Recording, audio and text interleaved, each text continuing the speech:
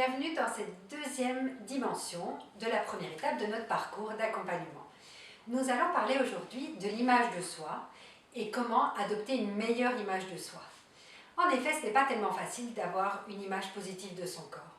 On est entouré de photos, de films, de publicités surtout, de personnes au corps parfait, ou qui ont été un peu refaits, ce n'est pas tout à fait parfait.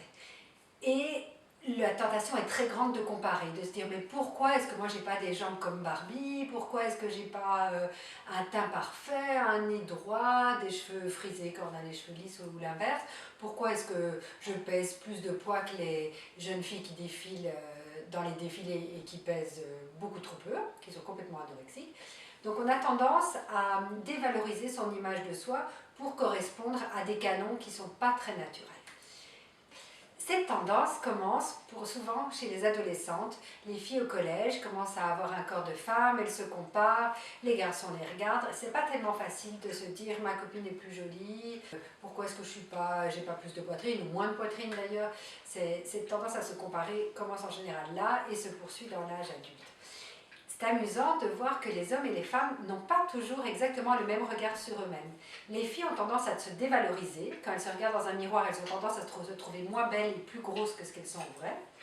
Alors que les garçons, surtout s'ils font jouer leurs muscles, ont tendance à se voir plus beaux, à un peu survaloriser leur image. Donc le problème de l'image d'eux-mêmes est moins important pour les hommes.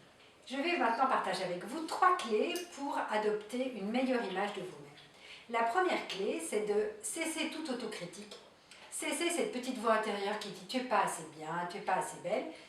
Comment faire pour la faire taire, cette petite voix? En adoptant une attitude de curiosité.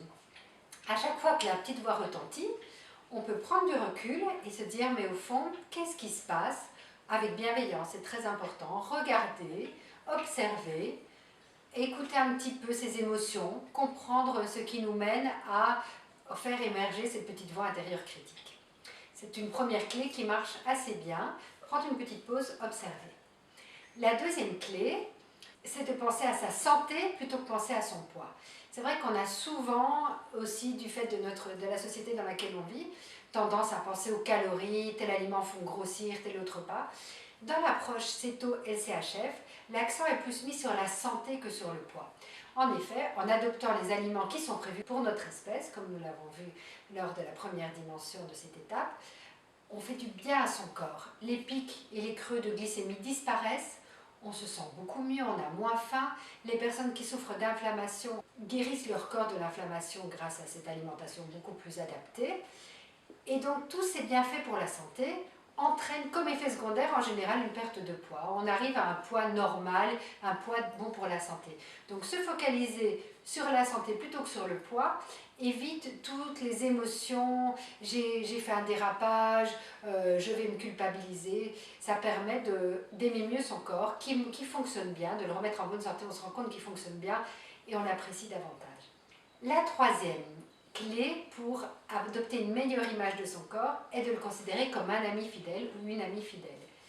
Imaginez quelqu'un de qui vous étiez très proche au collège, au lycée, que vous n'avez plus vu depuis, et qui tout à coup sonne à votre porte. Comment allez-vous accueillir cet ami fidèle? Avec joie, avec plaisir, avec affection. Vous n'allez pas rechercher forcément la petite ride qui est apparue, les cheveux blancs, un petit peu d'embonpoint.